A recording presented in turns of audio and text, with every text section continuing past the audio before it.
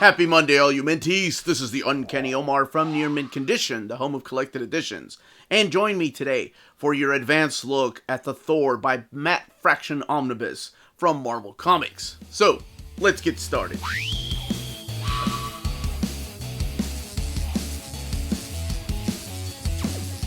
And welcome back, everybody. Before getting started, I want to give a huge thank you to David Gabriel and the folks at Marvel for sending us an advanced copy of this omnibus.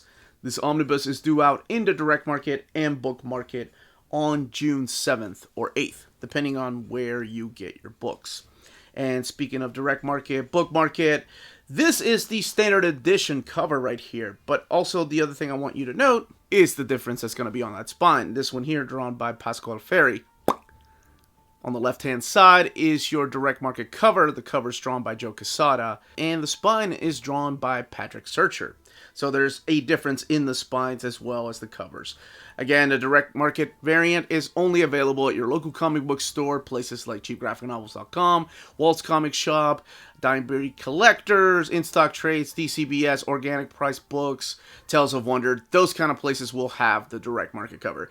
Everywhere else, including those places, will have the standard edition cover. But let's shift the focus back to this. Here is your cover. This is the one by Olivier Coipel.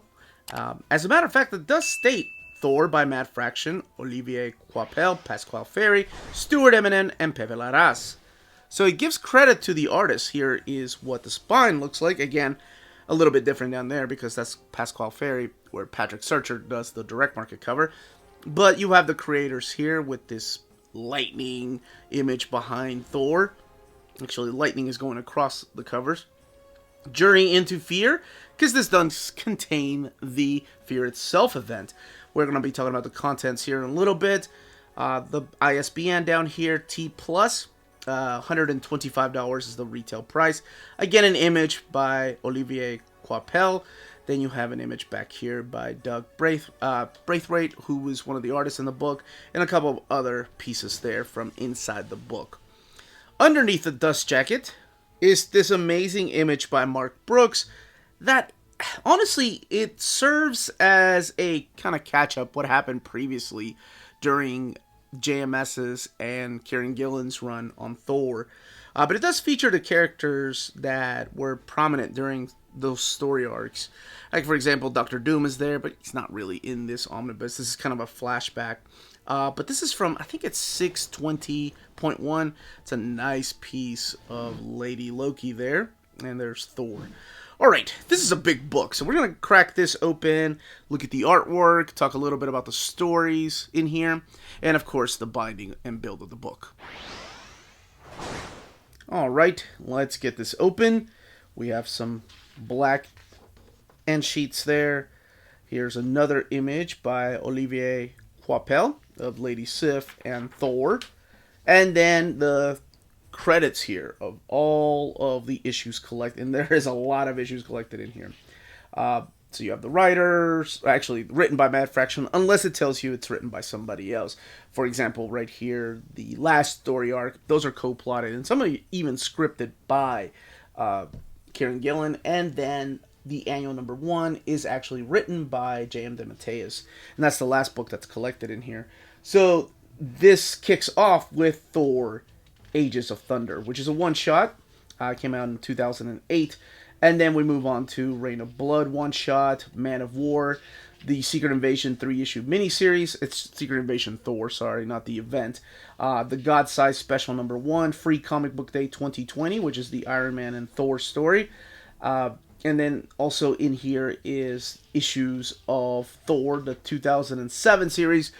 This is where it gets interesting because in 2007, when JMS kicked it off, they renumbered it back to a number 1, and then they brought the legacy number back, so this does contain the legacy numbers 615 to 621, including issue 620.1, which is where this image is from. And then the series was renamed again to Mighty Thor, and that was in 2011. Now that Mighty Thor is different than Jason Aaron's Mighty Thor, which was after Secret Wars. It's a little confusing, but hey, that's why I do reading orders, so click on the link above to take you to the reading order. It's a little outdated, but you'll get the idea. So this does contain issues 1 through 22 of that Mighty Thor, 12.1, Fear Itself, the 7-issue event, as well as 7.2, which is known as the Thor issue, Journey into Mystery 642 to 644, and Mighty Thor Annual Number 1. So it does contain the crossover with Journey into Mystery in here. The book is huge. I mean, this is a big book. This is 1,352 pages. Boy, and it's thicker than a Snicker. So let's skip a little bit through here. These are the one-shots that were collected, I believe, previously in a trade paperback. They take place before his run actually starts, even before Secret Invasion. They talk about a little bit of the past, like Baldur and the Enchantress and Heimdall. And honestly, I think there's a story in here of how Heimdall got pretty much his job. They talk about this legendary horse right here with the 6 legs. But yeah, all of this takes place in Thor's past. So the omnibus is actually mapped really good. I like that, and I think people are going to freak out when they get to Fear Itself, and I'll show you why here in a little bit. This is awesome. Odin wearing the Destroyer armor. Again, all of this in the past. And you can tell by the way that Thor was dressed. One very important thing, though, to say, and this is the Secret Invasion tie-in, which reintroduces us to Beta Ray Bill, is that I feel like for this, much like the Brubaker Daredevil run, you have to read the previous run to get everything out of this. Because there was a new status quo when JMS took over Thor. Thor was canceled. There was no Thor comic book coming out. And then they decided to bring Thor back. Cool. And JMS, who was huge at the time because of Spider-Man, was given the duty to write Thor, bring Thor back into the Marvel Universe. And what he did was bring Thor and Asgard a little closer to home, a little closer to Midgard. Thor was searching for the dead gods because Ragnarok had happened towards the end of his run. So Thor is looking around trying to revive gods, and now Asgard is kind of floating on top of us with Broxton, Oklahoma. So that's something important. But the other important thing that happens in JMS's run, and I'm not going to spoil how or what exactly it means, but it also was the return of Donald Blake, a persona that we thought Odin had created. So there is a little bit of retcon going on with that, and that's all explained in those pages. But Donald Blake also makes a return here, so I didn't want people to be confused. Like, wait a minute, I thought Thor and this dude were the same guy. What's going on? Believe me, it was an interesting return. And then the JMS run is where we got the Lady Loki, where Loki was reborn as a woman. And other gods were reborn all around, like I said, Oklahoma. And then, of course, the Avengers got involved. The Superhero Registration Act was called Civil War. Then Thor was cloned into Clor. I think people called him Ragnarok, but I think most of us called him Clor. But this all led into this big attack on Asgard, and that's known as Siege, and that all happened previously. And Kieran Gillen actually got to write that aftermath. And then we got here. So there was kind of some deaths in Siege that happened, but how do I put this? If you don't want to get spoiled as to who dies in Siege and who gets resurrected in here, well, maybe put it on mute. Even putting it on mute, though, it's kind of going to spoil some stuff. This is Dan Brereton's story with Matt Fraction. It's the story of Scourge, which is one of my favorite stories that Walter Simonson wrote. If you've not read Walter Simonson's run on Thor, holy crap, you are in for a treat. Mike Allred supplying some of the artwork, too, in there, but it's mainly Dan Brereton. So, So now, all of this, believe it or not, takes place in the past and then during Secret Invasion. Am I glad it's collected in here? Absolutely. Absolutely. It's a Matt Fraction Omnibus, so if it's a creator-centric book, then I want everything written by him that when he was working on Thor to be collected in here. But the real meat of the story begins with this issue right here. It's after Siege. The Avengers are buddy-buddy again. You have Thor, Captain America, and Iron Man hanging out, and now they're friends again. Hey, everything is good. So this is the free comic book day that leads into, oh my gosh, I forgot this. This is 620.1. This one here also takes place in the past, and it's more focused on Baldur the Brave, but that's where this image of Thor came from. That's under the dust jacket. But let's get to here. Okay. So when we get this catches you up to speed, by the way. When you get to 615, this is something you're going to notice too, is some of the variant covers are on the opposite page or behind the standard edition cover. So they're not all in the back, but there are a lot on the back. So when you get to 615, this is when Matt Fraction took over the book. Like I said, he had written Secret Invasion tie-ins previously, but this is pretty much where he starts the story. And all of it is in the aftermath of this big siege battle. All of it in the aftermath of now Asgard floating on top of Oklahoma. So there are some, well, effects of Asgard not being what it was. And some of the deaths that happen in Asgard are affecting the realms.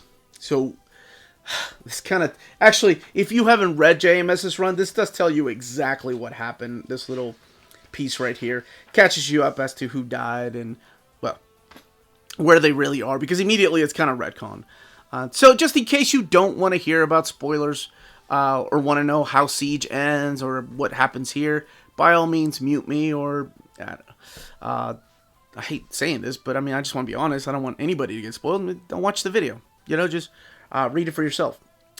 Maybe I'll put timestamps, actually. I'll put timestamps where I'm talking about the build of the book. But I think moving forward, I have to talk, because I am going to be showing some pictures. Like, it's impossible, even if you put me on mute, you're going to be looking at, hey, wait a minute, that's so-and-so. I thought that dude was off in Siege. I don't want that experience to be ruined. So, just in case, starting now, spoilers. All right, all you brave souls, welcome back. So, of course, the people that ended up getting killed, besides the Sentry, which doesn't really affect Thor, were Loki and Odin. Well, Loki gets destroyed by the Sentry, and Odin gets killed in the process of trying to protect Asgard. But in this, immediately you get to find out that Odin isn't really dead. He is in limbo, because Odin is the Godfather, so he can't really die. The Godfather, the Allfather. The hell? Sorry, I've been watching The Offer. I love that show. If you haven't seen it, it's on Hulu. This episode's not brought to you by that show anyway. But yes, there's a theory that he's still alive in limbo, so he's not really dead. The Loki thing we'll get back to here in a little bit. So what happens is that during the fight with Siege, it creates the shift in the balance. So a lot of these new characters that are appearing here, the World Eaters, are going around and destroying the many realms. They're killing and wiping out the other realms. We've seen that before, but now they're coming for Midgard. They're just a bunch of badasses that are all red, and they fight. Well, you'll see a bunch of blood pouring down, but that's kind of who they are. Now, in Paris is where Thor decides that's where Loki's been reborn. Now, the most interesting thing about this resurrection, and it's interesting that Thor, how he decides to bring Loki back. He's like, I miss my brother. We used to be good buddies. And that's really, that's the only reason why. But what's interesting is when this Loki comes back this time around, it's a different Loki. Not only in appearance, but also in the way that he acts. So this leads into the Journey into Mystery series by Kieran Gillen, and if you have not read that, I strongly suggest reading it. We've done an old reader, new reader. I'll put the link above, diving deep into that particular omnibus. It's really one of the best, especially with the way that Loki is portrayed and how he is handled. He's a lot different than the god of mischief that we're used to. So he brings Loki and Odin are back, and like I said, the World Eaters are just coming to destroy Midgard. Now, this also has effects on the next story arc, because after the World Eaters, the World Tree is destroyed, and then there's the World Heart inside there, and Silver Surfer wants the World Heart. And that's where the relaunch of Thor comes in.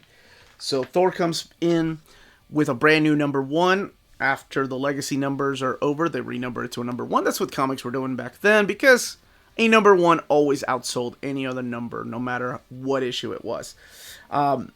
Olivier Coipel, who was the artist on JMS's run, comes back as well. And this is an interesting story where, like I said, to feed the hunger of Galactus, Silver Surfer wants to get that World Heart. And in order to do that, he's got to fight Thor. We've seen those battles before. The Asgardians put on some galactic armor here. Kind of cool because, again, Olivia just doesn't disappoint. We have this huge battle between Odin and Galactus. It's actually really badass. We have, again, gorgeous artwork in here. I say that. That is some very well placed shadows there. Yeah, this is the kind of armor that they used. But yeah, we see some badass moments here. And that's your first story arc. Now, the first story arc leads directly into this one issue. I think this is issue number 7, if I'm not mistaken. This is the tie-in to Fear itself. So this is issue number 7, which is a flashback story about Odin and his brothers and his siblings.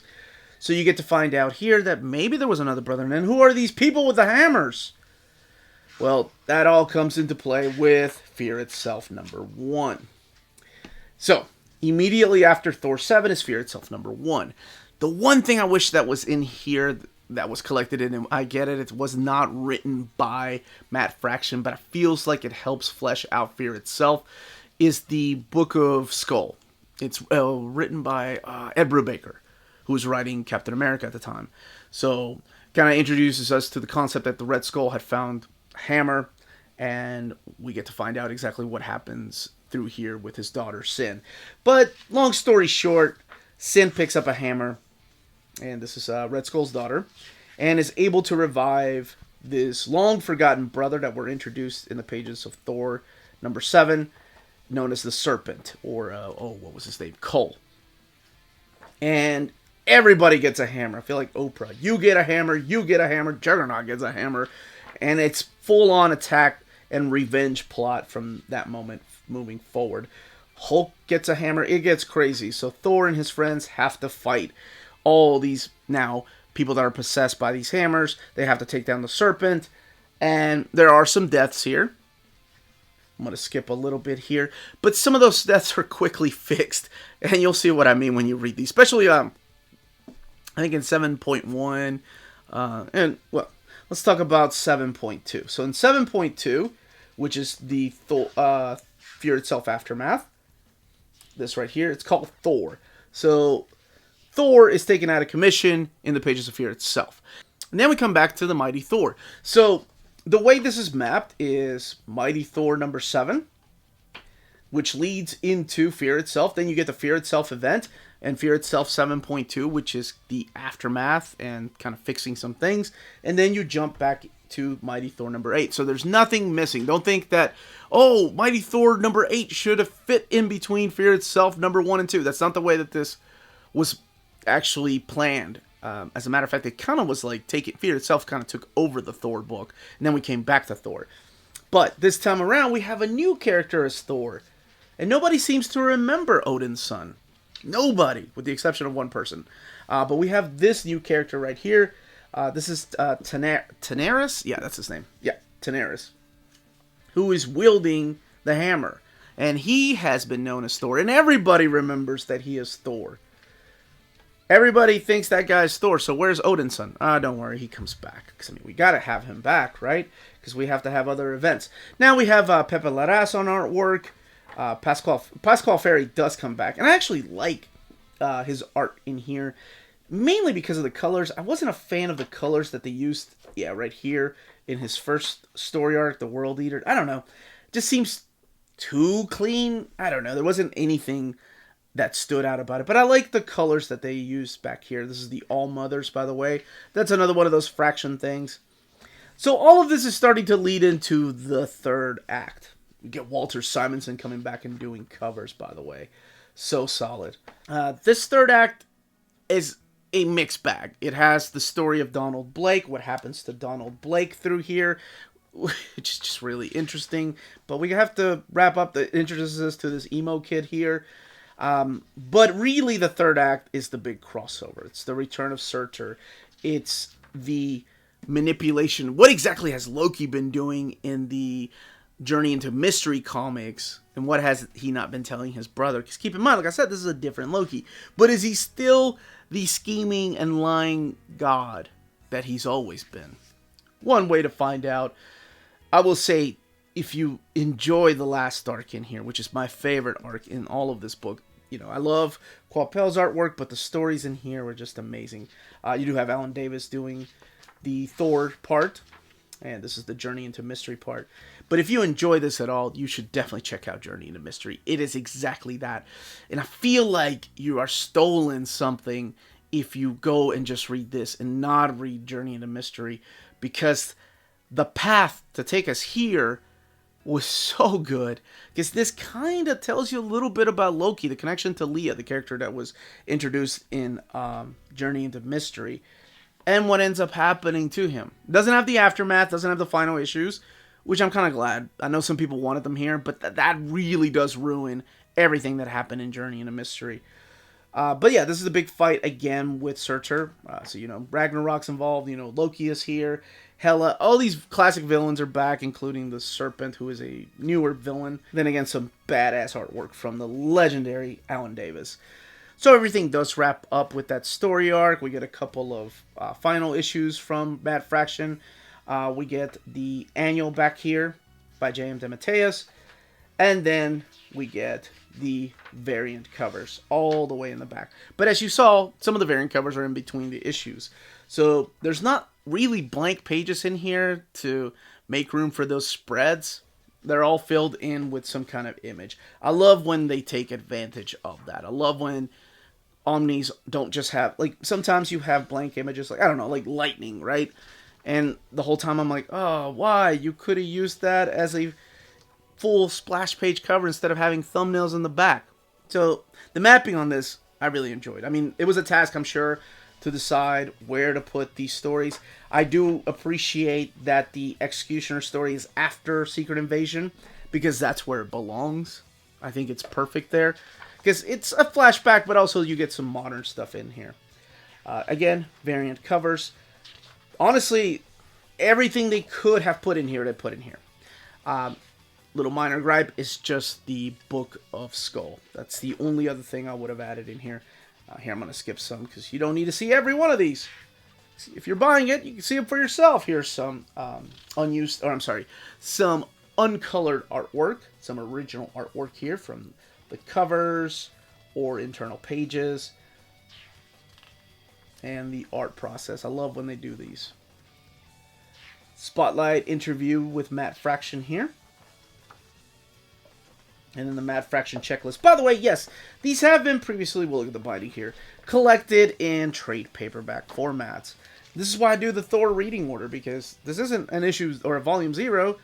This is just World Eaters. And then we go to volume 1, 2, and 3. Then there's Secret Invasion.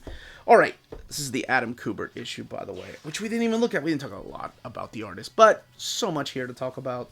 Alright, let's look at the binding. 1,352 pages, and that's what your eye looks like. It is sewn binding, and honestly, that is a pretty damn good eye. So let's head here towards the very beginning. So this is the way the book lays over. I think it lays over really nice for a book that's over 1,300 pages.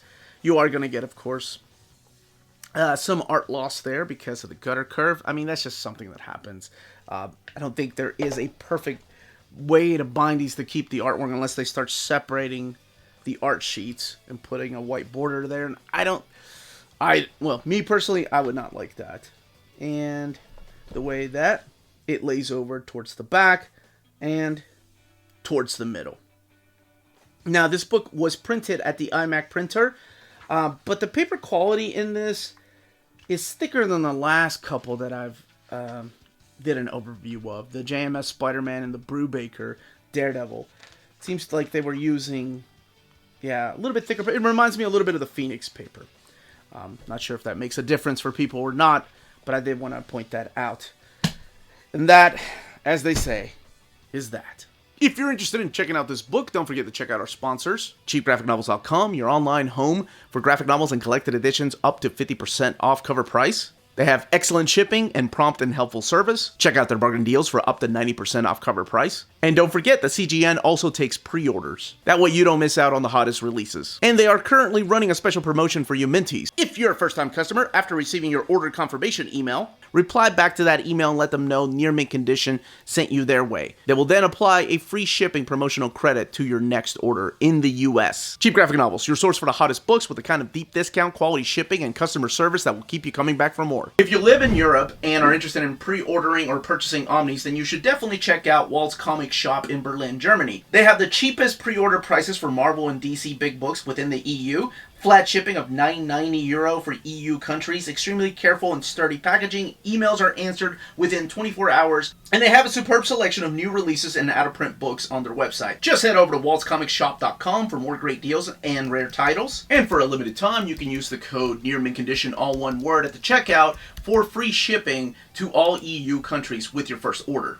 Walt's Comic Shop, your reliable source for Omnis and premium collected editions in Europe. And that was the content, the page count, and build of this omnibus. Let me know in the comments down below if you are picking this up, if you're following Thor's adventure in omnibus format and you have all the other Omnis, if you are hoping one day this will be an epic collection, well, I guess a complete collection turned epic collection. Regardless, let me know if you have any questions or comments down below. This was the Uncanny Omar. Thank you all so much for watching. Check out our Patreon and Spreadshop. Amazing ways to support the channel if you can do so. And speaking of our Patreon, I do want to take this time to thank our patrons for making videos like this possible. Could not be doing this without you all. And more importantly, everyone, stay healthy and safe out there. Much love.